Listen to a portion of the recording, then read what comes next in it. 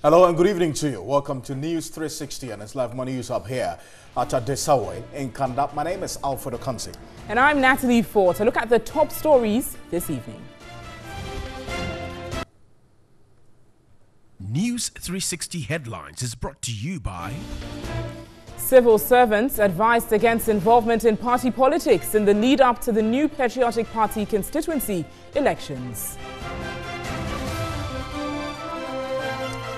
And Accra High Court convicts former Jida boss Aboga Pele and businessman Philip Asibit for causing financial loss to the state. Also ahead this evening, former Attorney General Martin Amidu takes office as Ghana's first ever special prosecutor. I will treat crime as crime and nothing else. And police in Tema arrest 3 persons suspected of involvement in diversion of premix fuel. And ahead in business this evening, Food and Beverage Association of Ghana refutes claims by Finance Ministry that some manufacturers are complying with the tax stamp policy directive. And on the international front, multinational military operation to be held in West Africa's Sahel region.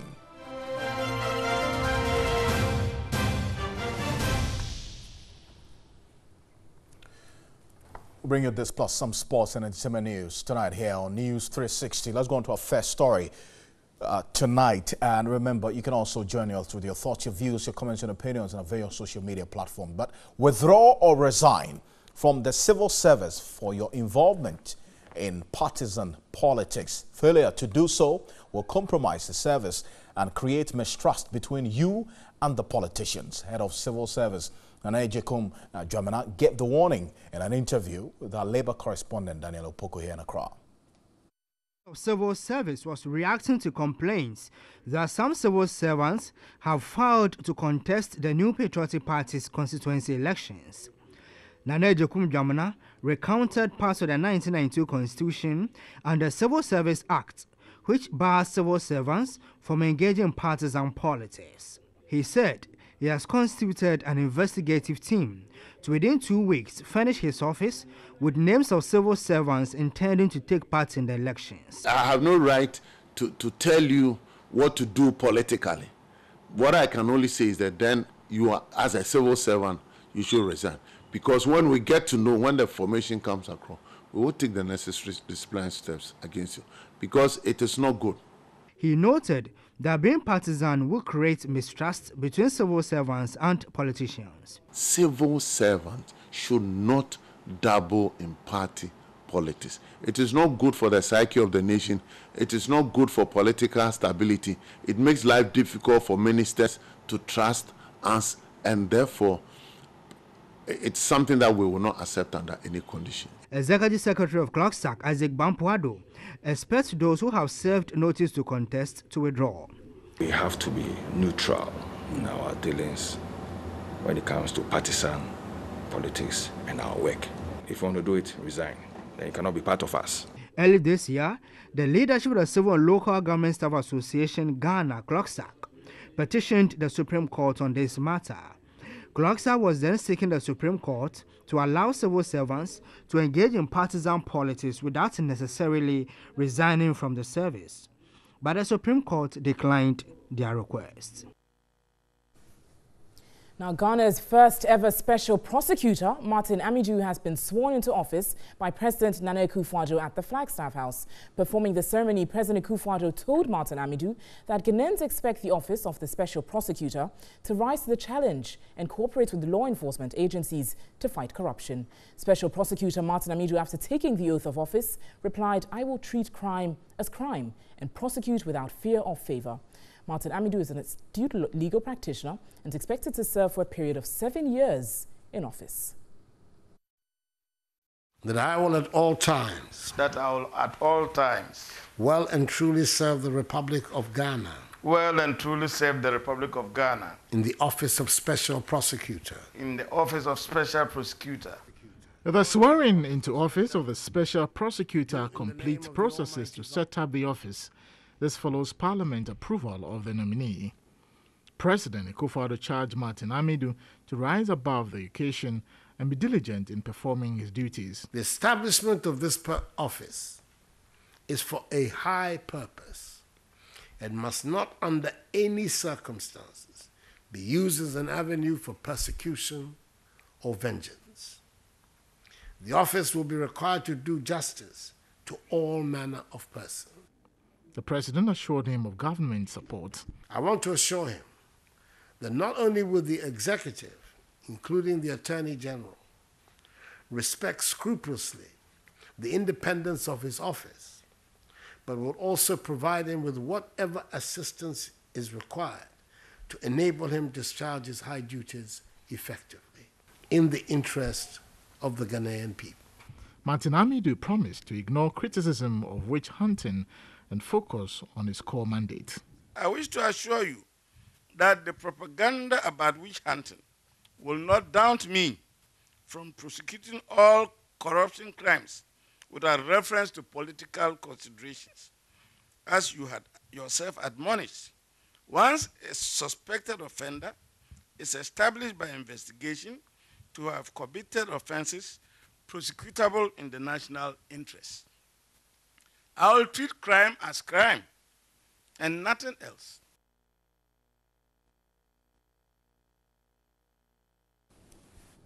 Well, President Akufo-Addo this afternoon left Accra on a 10-day visit to Togo, the United States of America and Germany. A statement signed by the communications director at the presidency, Eugene Ahin, said whilst in Togo, President Akufo-Addo will resume the mediation efforts he is undertaking in that country. In the United States of America, the president will address the National Governors Association, NGA, Winter.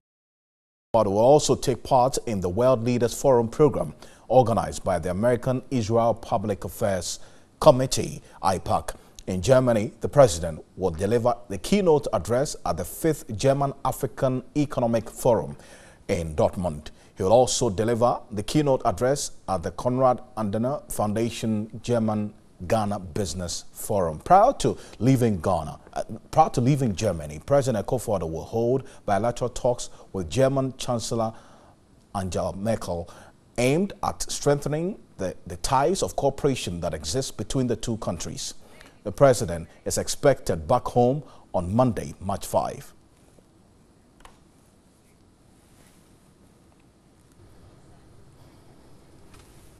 Let's turn to some other stories this evening as members of the 12 labour unions, referred to as the Forum, have rejected proposals by the Housing Minister, Samuel Atachia, to deduct 30% of their pension funds to put up houses for them. The chairman of the group, Isaac Bampoe-Addo, spoke with our reporter, Daniel Opoku. Isaac Bampoe-Addo was reacting to a proposal by Minister of Water Resources, Works and Housing to deduct 30% of their pension funds. The sector minister, Atachia, indicated that the 30% will be deducted either from the Senate contributions, the second tier, or funds from the third tier, adding that a bill will soon be tabled before Parliament to begin the deductions. However, members of the Forum have rejected the proposal. It's the member who should decide. I want to use 30% or whatever percentage of my pension money as a mortgage. Nobody can force us to accept. That is the responsibility of the member to decide. And if they are trying to introduce a compulsory bill for that, I can assure it's going to fail.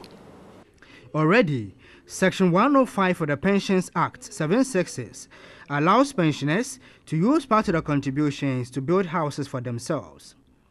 Based on that, the Forum has warned the minister not to touch the funds for any investment. This is our contribution. It's our money. It's not government money.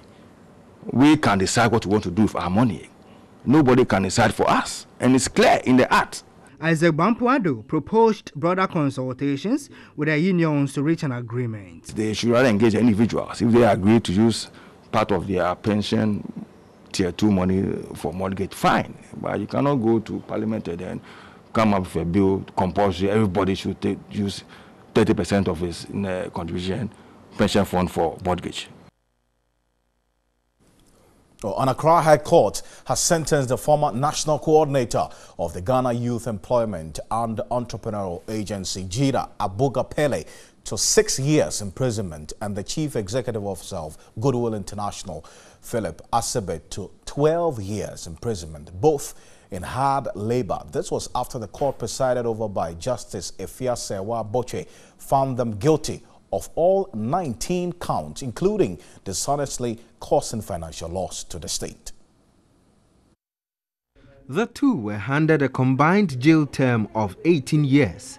The former JIDA National Coordinator was sentenced 6 years for abetment of crime and 4 years for causing financial loss to the state. CEO of Goodwill International Group Philip Asibit was sentenced 12 years for defrauding by false pretense and 3 years for dishonestly causing financial loss. The two accused persons were convicted on 19 counts, but these sentences are going to run concurrently. So in effect, they are going to serve 6 years and 12 years imprisonment in hard labor. And before the judge delivered her sentence, she actually told the court that the court had acknowledged and also considered certain facts, and these included the fact that the two accused persons during the course of the trial never showed any signs of remorse. The judge also sent a clear warning that stealing from the state is a canker that needs to be dealt with. So she considered all of these before passing sentence.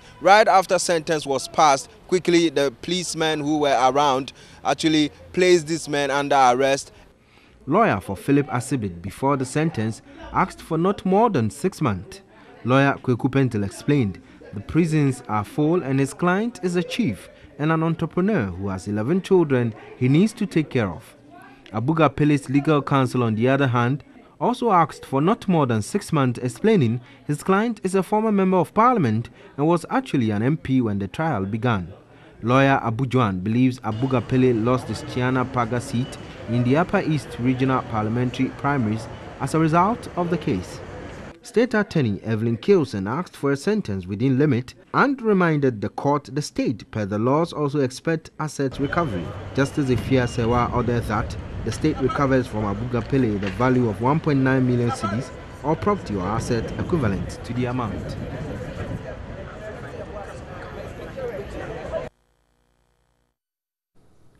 Now, I would also chronicle the series of events that actually led to this. The Judas Scandal. Now, I'm going to run us by it from the beginning to the very end. The two accused persons made a first appearance on January 24, 2014, and that's Abuga Pele we are referring to. Now, hearing commenced on February 11, 2014. 7 witnesses were called by prosecution, and an application for no case was filed, but was, however, dismissed by the court. On June 19, 2015, the court ruled that there was a case for the accused person to answer, for both of the accused persons, in fact, to answer. And in this case, we know that while Abuga Pele has, in fact, been charged with abetment of crime and intentionally misapplying public property and willfully causing financial loss to the state, Philip Asibit was facing charges of defrauding by false pretense and dishonestly causing financial loss. Now, the two men are alleged to have connived, in fact, to defraud the state some 4.1 million Ghana cedis, and that's where they're at right now. Alfred? Fantastic, Natalie, with that rounding up. But let's go onto the telephone now and spend a bit of time with this. Justice Francis Emil Short is the former Commissioner on Human Rights and Administrative Justice, Shraj Boss. Justice Emil Short, thank you for your time this evening. Good evening to you, if you can hear me, sir. Good evening to you. Great. Now, to your listeners. Thank you so much. This case has traveled up until this point. The wheels of justice have grounded back to this destination. What do you make of this ruling and giving, which the lawyer of Philip Asibit is already giving notice of appeal of this particular ruling? Well, I haven't read the judgment, and so I can't say much about the merits of the judgment, but the sentence will serve as a deterrent to public officials who are minded or disposed to engage in acts of misappropriation or embezzlement of state funds. So it sends the right signals, to those who think that they can get away with, misappropriating state funds. But of course, we have to wait for the appeal and see how it goes. But assuming the judgment is correct on the facts and on the law, then it will serve as a deterrent, in terms of future behavior on the part of public officials. Let's look at how this case has panned out from the time of the first prosecution till now, or when this case was first heard in the court of law. Started in the ex-Wal administration, and now judgment has been delivered in another administration different from that administration that started this particular case. Also, the fact that Abu Gapele is a known member of the NDC who was contested and actually won the Chanapaga seat on the ticket of the NDC as a member of parliament. How does all these factors play into the already dwindling perception of corruption index we've seen over the period? Well, let's hope that this is the first step in a series of cases which hopefully Martin Amidu will take up, and if such prosecutions result in a conviction, then similar sentences might be passed against those convicted of, corruption or willfully causing financial loss to the state. It has taken an unusually long time. I think it's about 4 years. Yes. And one would hope that, the Chief Justice would establish, courts that would deal more expeditiously with corruption cases, especially when the office of the Special Prosecutor starts functioning, and we will be seeing, hopefully, a number of corruption prosecutions. One would hope that such cases will be tried expeditiously, and that the Chief Justice might be disposed to establishing, corruption courts, anti-corruption courts, which would deal, as quickly as possible with similar cases. Justice Francis Milshot, thank you for your time this evening. I'm grateful. You're welcome. Great. Justice Milshot is a former charge boss. Welcome back to News 360. Time now for some entertainment news. And 35-year-old photo model Afi Antonio has taken up philanthropic responsibilities to inspire and give hope. She's embarking on a campaign to raise funds to pay for the cost of surgery for 2 children with Waardenburg syndrome, a rare medical condition.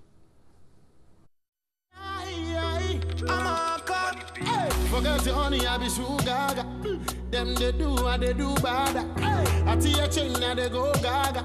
Girl, are you alone? I know they see baba. Afi Antonio's career as a photo model has been nothing short of promising. Afi Antonio is someone who loves to help people. I'm a photo model. I'm a TV show producer. I started taking photos and posting on Facebook. Then there was High Five. So I'll post my pictures everywhere, and I was getting a lot of comments, and I was like, okay, so this is going somewhere. So that's how it all started. Beyond seeing her own career blossom, the 35-year-old model has a generous heart. Afi finds time in between her tight schedule to do philanthropy work. The beautiful presenter has over the period been able to groom, love and turn several persons living with autism into models.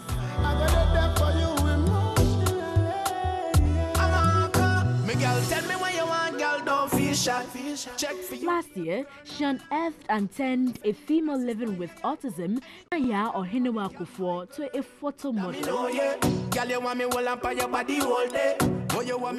Naya has been able to discover her inner potential. Who knows, she could become the next top supermodel. Meet Chota and Miracle, 2 toddlers born with a rare medical condition known as Waardenburg syndrome.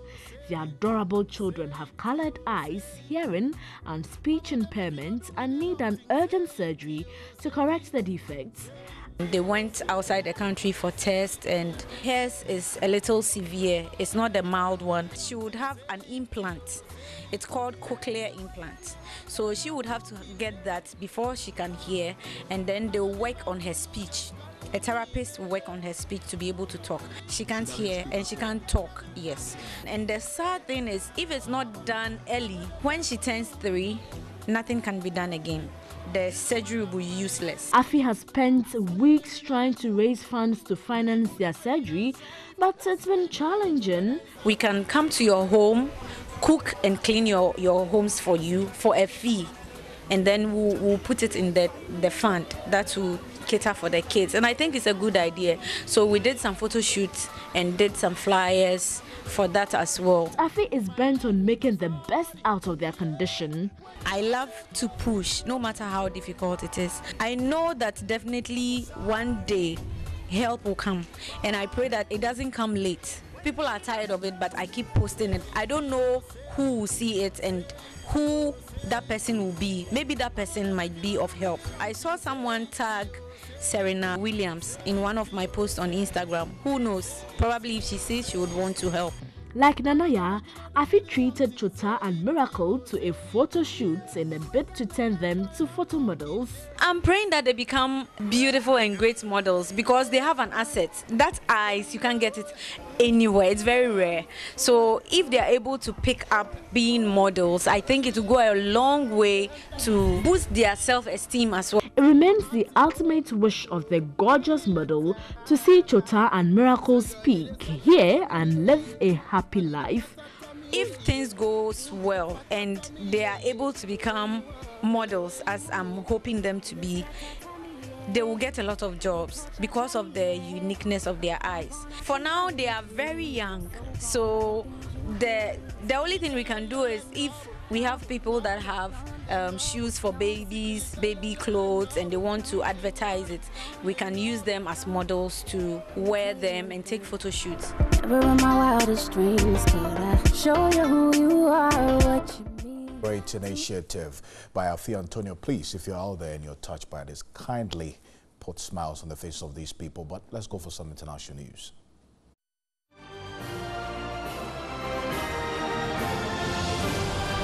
International donors have raised $500 million for a multinational military operation in West Africa's Sahel region. This comes as Europe seeks to stop migrants and militants reaching its shores. The force, known as the G5 Sahel Force, is made up of troops from Mali, Niger, Chad, Burkina Faso, and Mauritania. The G5 Sahel operation, whose command base is in central Mali, is to swell to 5,000 personnel from 7 battalions and will also engage in humanitarian and development work. About 350,000 people traveled through Niger alone in 2017, mostly hoping to reach Europe. France, the region's former colonial power, with more than 4,000 soldiers in the region, welcomed the donations after several years of struggling to raise sufficient financing. I want to say thank you very much for spending your 60 minutes with us here on News 360. On behalf of the rest of the team, we're grateful. My name is Alfred Akansi. And I'm Natalie Fort. Visit our website, 3news.com, for some more news. News at 10 will simulcast on our sister station, 3FM 92.7. Thanks so much for watching. Have a lovely evening.